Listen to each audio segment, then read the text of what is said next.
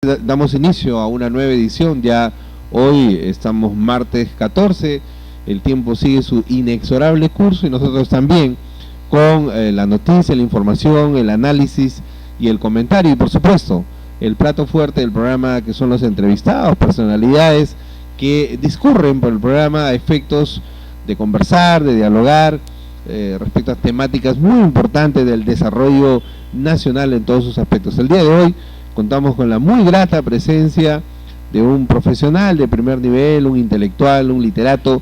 Nos referimos al profesor Raúl Ramírez Soto.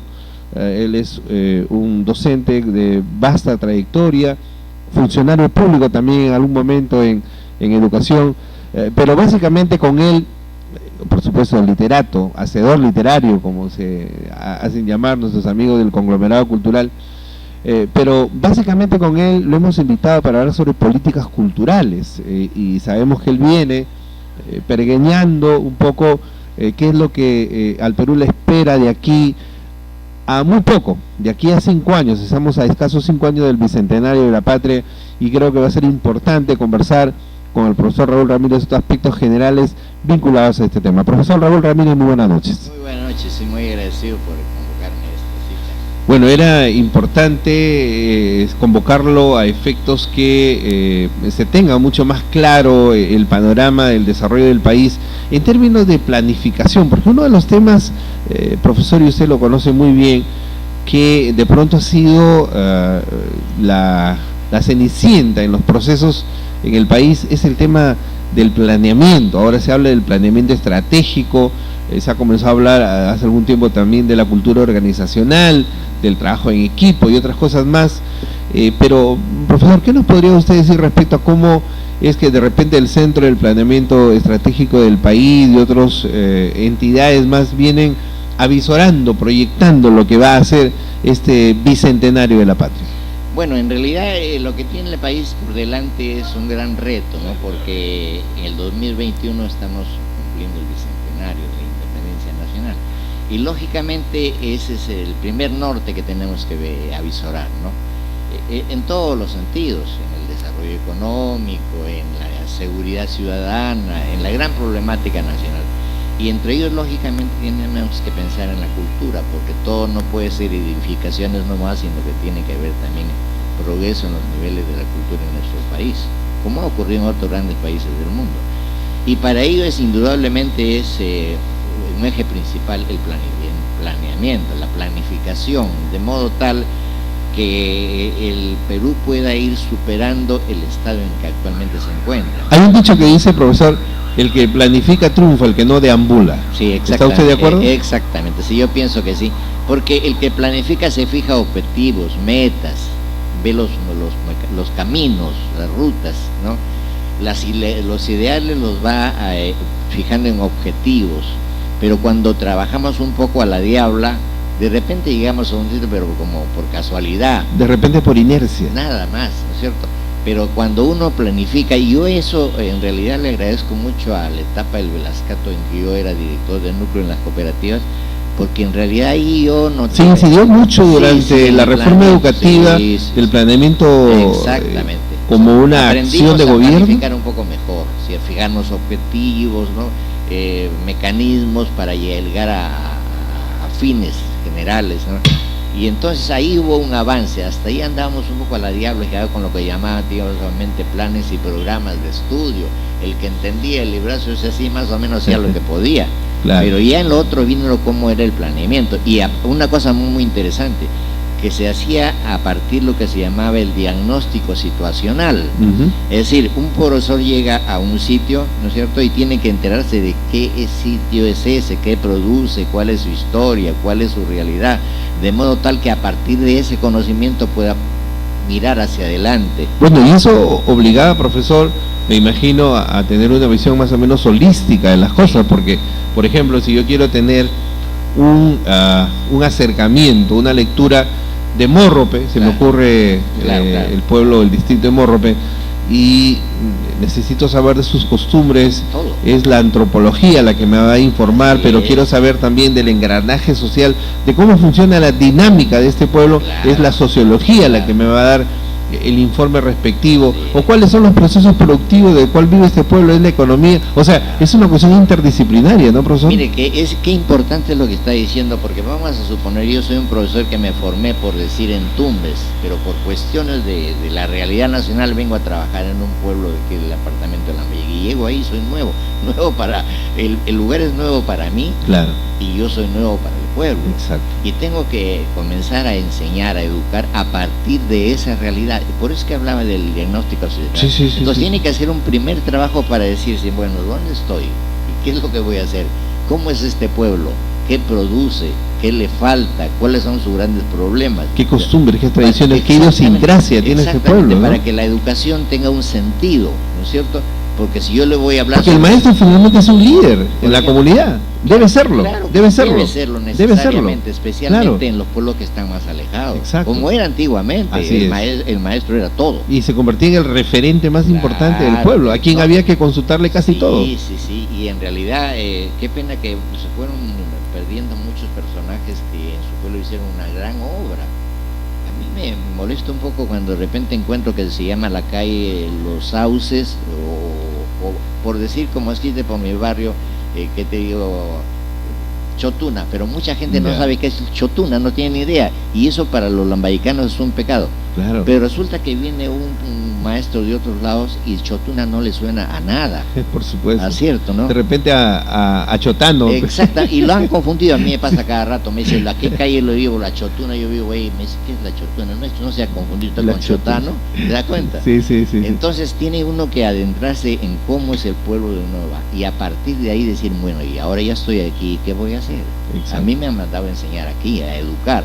Una cosa es transmitir solamente conocimientos y la otra cosa es formar integralmente, educar.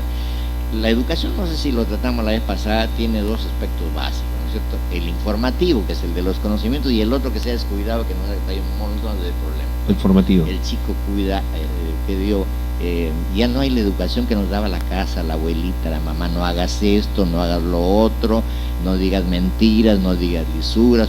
Es el aspecto formativo que se nos va haciendo personas desde chiquititos. Y en la escuela había el reforzamiento por viejos maestros que ni siquiera tenían título, pero tenían un caudal enorme de experiencia. Una gran sabiduría. Entonces yo digo, ¿por qué ponerle a la calle Los Sauces, por decir, por los Mirlos, cuando no se olvidaron de un viejo maestro que dejó toda su vida ahí y que fue un ejemplo, y que deberíamos dirigirle no solamente un monumento, algo, es decir, porque este señor hizo mucho por nuestro pueblo, ¿no? Y no era ni siquiera mente así. Yo tuve maestros en Monsefú cuando niño, que era uno, don Oscar Torres Azurza, me acuerdo bien, que era de la zona de Huaraz, ¿no? Brillante. Yo al final descubrí que no tenía formación profesional. Pero no solamente eso, yo después me pasó en mi vida propia. ¿Era un autodidacta en la práctica? Claro, yo estudié en la Cantuta en la etapa del doctor Peñalosa, y había una selección de... El gran Walter fabulosa, Peñalosa, ¿no? Yo tenía esa suerte, ¿no es cierto? Pero vine a trabajar una vez aquí entrando a la ciudad, con un director, don Sergio Bermejo Quiroga, Bermejito, conocidísimo. Yo me quedé... ¿Por el apellido cusqueño? Puneño.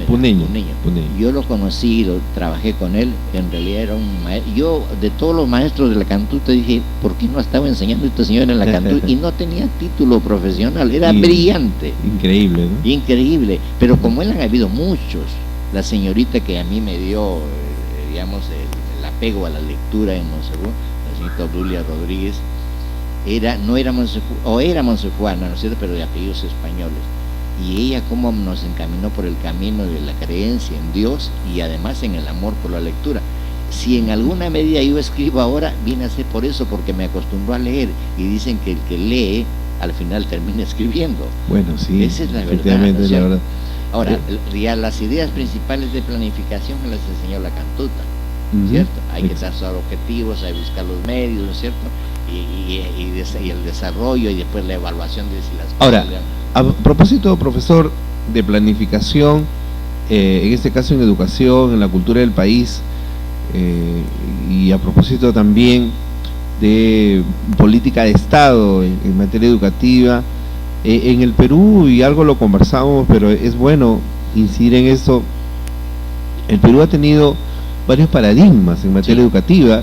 Recuerdo que en la década de los 70 se hablaba, pues usted lo debe recordar muy bien, la famosa tecnología educativa. Claro, incluso había un claro, debate claro. en que si la tecnología que venía de Tallahassee, Sí, Universidad Norteamericana, sí. se adaptaba o se adaptaba, y ese era un debate tremendo durante toda esa década. Usted debe recordarlo, como si fuera ayer, ¿no? Claro, porque esa Y yo vengo de una casa universitaria, mi alma mater en la Universidad de Trujillo, claro, donde se decía que era el centro de la tecnología educativa en el norte del país, ¿no? es cierto. Ahí está Guillermo Gilmalca y otros maestros muy connotados en el tema de la tecnología educativa. Eso fue en los 70. Claro. En los 80 viene el enfoque sistémico. Exactamente. O sea, la teoría general de sistemas aplicada a la educación. Exacto. Ese fue ya un segundo paradigma. Sí. Y en los 90 viene el famoso constructivismo, Exacto. que no era nada nuevo. Usted sabe que en Europa ya en los 50, Naturalmente, exacto, sí. ya se había gestado, ¿no? Sí. ¿Qué puede decir al respecto, Mire, yo profesor? tuve la experiencia no solamente en el aula, sino ya como director de núcleo en las cooperativas agrarias entre el 73 y el 78, de estar inmerso en este tema de la tecnología educativa. Y lógicamente ya por cuestiones personales renuncié al cargo de director y fui a un aula nuevamente porque me convenía. Y entonces vi viendo cómo fue variando todo esto y los enfoques que acaba de mencionar. Sí. Entonces para mí era una maravilla encontrar nuevos términos, nuevos caminos de las cosas que habían venido con esta cuestión del paradigma de la tecnología. ¿Cierto? Y luego ya más bien un poco en el aula, ya no tanto en la candela como se decía, ¿no es cierto? Fui bien. Y en la etapa que yo estaba entre la región de educación, ¿no es? Entre el 94 y el 97, ya digamos eran cuestiones de carácter operativo, pero una doble dependencia, ¿no es cierto? La dependencia del gobierno regional y la dependencia del Ministerio de Educación, en que andaban medio confundidos realmente, ¿cierto? Porque habían encontrones de carácter que te digo, de dirigente, de gente que me mandaba las ideas de Lima, y nosotros no sabíamos cómo hacerlas muy bien. Además, el que sube a un cargo hereda problemas que ha dejado el anterior.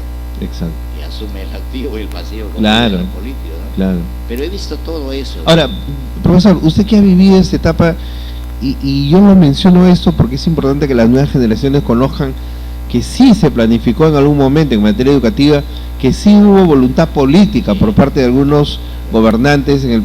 Hay que hablar claro del general Velasco, de quien podemos discrepar su ideología, su perspectiva, pero en el tema de la reforma educativa yo creo que es innegable que fue un salto adelante, ¿o me equivoco, profesor? No, sí, inclusive un salto cualitativo incluso. En ese tiempo se convocó a los más grandes educadores del país, Salazar Bondi, Peñalosa, en Emilio Barrantes. Por supuesto, el padre de Luna Victoria, ¿no? Luna Victoria, que falleció en un accidente, ¿no? Que tuve la oportunidad de conocer. Entonces, ellos por su parte convocaban ellos a los fueron mejores gestores, alumnos, ¿no? suyos. Así es. Y yo los encontraba porque a muchos los había conocido yo en la cantuta, ¿cierto? Sí, entonces buscaron equipos que venían. El doctor Peñalosa, cuando yo era director de núcleo en Tumán, llegaba a ver los programas de básica laboral. Caramba, increíble. Qué maravilla. Y me decía, Raúl, te encuentro acá, ve cómo es la vida. Y él ha sido, no solamente era mi director, era mi maestro, me enseñaba un curso que se llamaba Ciencia General. Una maravilla de maestro, ¿verdad? Ya me imagino. Entonces yo he visto esa etapa donde había grandes cerebros que le daban confianza a uno. Allá hay gente que sabe de esto, no le han contado, lo ha hecho, ¿no? Y inclusive cuando se retira de acá por un problema de tipo político, Venezuela lo contrata, Peñalosa, para que reforme la educación en Venezuela. Mira, es tremendo, ¿no? Tengo entendido que era profesor principal de la Universidad Nacional de Caracas, ¿no? La Universidad Central de Caracas. Sí, exacto, sí. Y un tipo muy querido, muy reconocido. Ahora poco falleció su señora Anita. Y yo tuve la suerte de conocerlo. Yo fui dirigente, digamos, de aula, no político, ¿no? Como decir, el brigadier de primero. Así durante 2 ciclos, y trateaba directamente con él. Mire. Yo lo conocí en esa dimensión. Y una vez me pasó una anécdota, la voy a contar aquí. Me parece 60, el año 60, huelga de la cantuta, porque nos querían quitar la categoría universitaria. Y yo estaba como... Porque primero comienza la cantuta como Escuela Superior de Educación, ¿verdad? Claro, pero nomás superior estaba en Jesús María, me parece, y en la época del general Mendoza. Y aparte estaba la normal de mujeres, que era en Monterrico o algo así. Sí, San Pedro de Monterrico. San Pedro de Monterrico. Claro, pero que la otra de ese nivel. La Escuela Superior Normal de Mujeres, algo así, ¿no? Eran las de mejor pero nivel. Ninguna tenía categoría universitaria todavía. La cantuta sí, cuando el general Mendoza le den categoría universitaria. Ya. Nosotros pagábamos. Ahora, ¿en San Marcos ya había Facultad de Educación Sí, o todavía? claro, ya tenía tiempo. Dentro de la Facultad de Letras, supongo. Es más, ya se había, ahí se graduó Peñalosa. Ah, Claro. Peñalosa era San Marquino. Claro, Ah, claro, bueno. no es San Marquino. Ujú. Inclusive lo velaron ahí como maestro San Martín. Claro, yo me imagino. Bueno, y entonces estábamos volviendo a este punto de la formación. Sí, de sí, los sí, sí, profesores. sí. Y una noche en esos de la huelga, yo estaba tomando un café en una de las casas de los domicilios de los profesores, y me dice: Raúl, te están buscando. Hay un señor que dice que es diputado y que quiere ver al doctor Peñazo. Yo era el jefe de ese grupo y estábamos rodeados por policías, con Caramba. tanques y con todo. Uy, uy, uy. Entonces me acerqué y era el congresista Roger Cáceres Velázquez, jovencito, Ajá. el demócrata cristiano en aquel Sí, sí, entonces. sí, sí. Después fundador del Frente Nacional de Exacto. Trabajadores y Campesinos. Entonces yo me acerqué y lo saludé, como también, si yo soy el, tenga la amabilidad, le digo, identifíquese. Dije, pero yo bien Claro. cortés, ¿no? Pero ese era el mandamiento. No, por supuesto. Y me dice: quiero ir a ver a Walter, con todo gusto yo lo voy a conocer. ¿Podría dejar su auto ahí? Y se sonría nomás. Le dije: yo lo acompaño. Y nos fuimos conversando hasta allá. Y cuando llegamos allá donde el doctor Peñalosa, que era más o menos por las 8 cuadras, 6 cuadras, le dice: oye, Walter, qué bien que están organizados estos muchachos. Muchas gracias, joven, lo felicito. ¿No? Me dice: estos chicos van a ser buenos, le dijo Ajá. y ya, ¿cómo es la vida? ¿No? Él llegó después a presidente de la Cámara, creo. Claro. Pero así lo conocí yo a este señor, ¿no? Ah, mira, y qué Sí, interesante sí. recordar cómo es que se gesta toda una Sí. proyección en el tiempo a través de los maestros que, como se dice, han dejado huella. A propósito, hay un concurso con ese nombre. Pero no solamente eso, mire usted, yo he tenido la suerte de estar en la cantuta acaba de morir Osvaldo Reynoso. Claro, Osvaldo gran escritor peruano. Era mi maestro. Ah, sí. Últimamente yo estuve ¿Cantuteño también? Exalumno de la cantuta, Ah, pero más caramba. o menos de 9 promociones anteriores a la mía. Ya, Y ya. entonces estuvimos con él ahora poco, con Nicolás Hidrobo, en el aniversario, 25 aniversario de los viernes literarios. Ya. Ujú. Y él fue a dar unas conferencias magistrales y lo habíamos comprometido para que venga en agosto a un encuentro que está organizando Nicolás, Ya. internacional. Sí, sí, y él sí, dijo: sí. voy. Había aceptado Y su en el participación. camino se nos Qué lástima, ¿no? Sí, es una pena. Qué lástima. Brillante, y brillante. tengo entendido que Nicolás incluso estuvo en las exequias, allá en San Por suerte, Marcos. en el tránsito que iba de paso a Europa, Sí, sí, sí. estuvo y él nos representó. Ujú. Y había estado con nosotros allá. Una noche lo invitamos a cenar. Estuvo con Caramba, nosotros en esa caramba. etapa que yo fui a Lima. Es una importante, pena. o sea, es gente que deja huella porque en algún momento episódicamente pasé por el tema de ser escritor, podríamos decir amateur, Claro. Todos y somos en algún momento en un congreso en San Marcos, recuerdo haber conocido a Antonio Cornejo Polar, Claro, brillante. extraordinario crítico literario. Yo me metí a San Marcos. Debe haberlo usted escuchado más de una vez. Claro, claro. Yo me metí al patio de letras Sí, a sí, ver sí. los debates. Que me dio eso, Y ahí, algo pero extraordinario. no solamente ¿no? eso, después me iba yo en la Colmena al Palermo, el restaurante, Sí, sí, sí. y sí, en sí. una mesa se sentaban los viejos maestros sanmarquinos, entre ellos Luis Alberto. Luis Alberto Sánchez. Claro. Caramba. Y se sentaban. Ahí he visto yo, y en una mesa solito, un poeta famoso que ahorita no, que dice, sí, un dosal, no me acuerdo. Ya. Bueno, pero brillante. Ujú. Ellos se tomaban un copetín y conversaban. Brillante. Yo pagaba solamente para tomarme un vaso de café con Pero leche. solo para Enorme, escucharlos. Solamente por verlos, Por- verlos. ¿No? Entonces, yo puedo decir, los he visto, Claro. los he saludado, es más, ¿no? Una vez, inclusive, caminando por Azángaro, me metí a la librería de Mejía Vaca. Ujú, de Juan Yo Mejía no, yo Vaca. no sabía que él era lambayecano, que él era del puerto de Eten. Sí, pues. Entonces me ha visto a mí solo mirando libros, yo no sabía. Usted me dijo: ¿usted es sanmarquino? No, le dije: la cantuta. Ah, alumno de Walter, me dijo. ¿No? Dice: ¿de dónde has venido tú? Me dice. Le digo: somos paisanos, me dice. Ah, caramba. Pero en ese momento llega una delegación, mucho lo visitaban, delegación de extranjeros, y me dice: déjame, por favor, otro día venme a ver. Conversamos. Sí, y ya no lo volví a ver más. Ah, caramba. Yo caminaba mucho por ahí porque vendían libros de usados. Sí, ya, sí, sí, por sí, sí, sí, claro. los reales, ¿no? Sí, pues. Entonces ahí lo traté también a ese personaje, que ya está en historia. dicho Ah, no, sea de por paso, supuesto, ¿no? gente que ha hecho brillante. historia. Yo tenía esa suerte. Una vez te voy a contar una anécdota. Primer año en la cantuta. De repente hay un recital de los poetas jóvenes del Perú. Yo no Ujú. escribía nada, todavía, ¿no es cierto? me fui al recital, me pareció interesante, era poesía libre, está bien, pero no era lo que me gustaba. Cuando terminé me fui al salón de refrescos de la Cantuta. Claro. Y tenía la costumbre de ponerme a jugar ping pong. No jugaba bien porque tenía miedo de romper el paño. Ah, ya, claro. ¿Cierto? Entonces me pongo a jugar ping pong. ¿Con quién? Con un cura, un sacerdote que era mi profesor de problemas del lenguaje y él era tartamudo. Uy, caramba. Maleta los dos. Cuando estamos jugando el cura se pone en su faldón ese y en eso llega un poeta alto, grandazo, y me dice, ¿podemos jugar? Yo soy Maleta, yo también, me dice. Javier Heró. No le creo. Javier Heró. ¿El mismo Javier Heró? Estamos jugando ahí, estoy hablando del año 59. Bueno, ese es histórico, ¿eh? Sí, histórico, es cierto. Y después te va a contar otra cosa más. Entonces, cuando hemos terminado, le digo, te invito, siéntate que vamos a conversar. Él estaba muy interesado por ver cómo funcionaba. Ya había escrito El Río, ya había escrito algunas de sus obras. Yo no lo sabía, tendría que revisarlo. Pero él en ese entonces era alumno de la Católica. No estaba en San Marcos todavía, en la Católica. Y entonces él me preguntaba por cómo funcionaba la Cantuta, y le internaba ese sistema, y yo era interno con una vez. Claro, claro. Y él de la Católica tiene un prestigiazo enorme también en ese tiempo. Y nos hicimos amigos, pero es la única vez que lo vi. Nunca más lo volvió a ver. No. Y tampoco, digamos, no me imaginaba la clase de poeta que llegaría a ser. Claro, por supuesto. No, y sobre todo su desaparición tan prematura, ¿no? Porque él muere bastante joven. Estamos saliendo un poco del tema, pero es importante, es importante eso. Otra cosa que me pasa en el año 60 más o menos, yo jugaba por la selección de los cachimbos y también de fútbol, y también por la selección de la Cantuta. Ya. Con uno que vino a también le daba al deporte usted. Sí, yo era desde acá, era pelotero, malo, pero ¿No llegó a jugar por los aguerridos de Monsefú? No, yo estaba viviendo ya acá, me vine a primero y media, ¿cierto?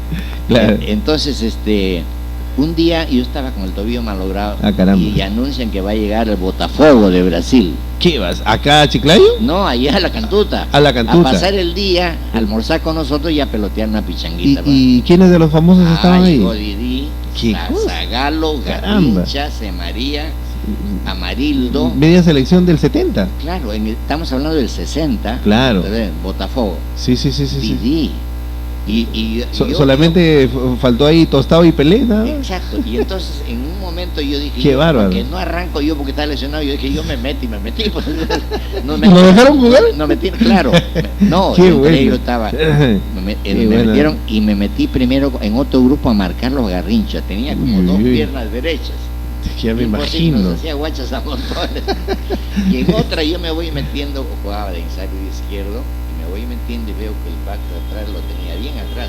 ¿Ya? Pero era un tanque alemán como de 2 metros. Caramba. C. María, claro, estuvo en el 70 también. Yo voy a disparar y él viene de atrás y me saca la bola y la gente se mataba. Como con una cuchara. Sí. ¿Qué tal anécdota? O sea, son cosas inolvidables. Son cosas de ese tipo. Muy buenas.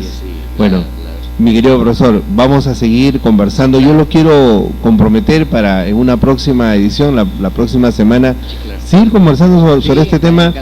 Esto tomémoslo como una introducción. Con todo gusto. El introito de un diálogo que continuará. Lo que pasa es que los prolegómenos. Yo hoy día he tenido muchos compromisos hoy día. Me imagino, profesor. Su agitada agenda literaria y también una presencia muy fuerte en las redes. Lo felicito, profe. Siempre nos encontramos ahí. Yo pertenezco a dos blogs, a un brasilero y a un venezolano. Perfecto. Hoy están colgando, he colgado algunas cosas de Venezuela, me mandaron un diploma. Caramba.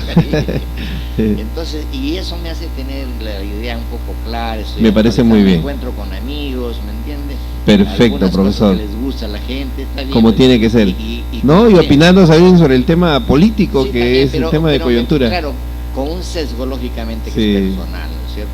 Pero siempre con ánimos yocandi, como diría Luis Alberto Sánchez. Pero me procuro medir, no me voy a las patadas tampoco. No, por respeto al exacto, siempre con el nivel del caso. Yo soy maestro. Eso nunca hay que olvidarlo.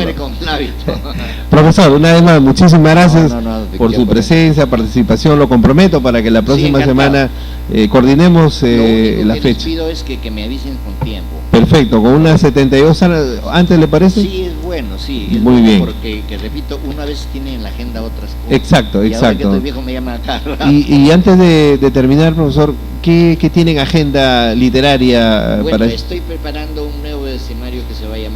décimo de la décima. Porque El décimo de la décima. El décimo libro que escribo de décima. Ay, caramba. Y va a tener más o menos 30 décimas de pie forzado. Perfecto.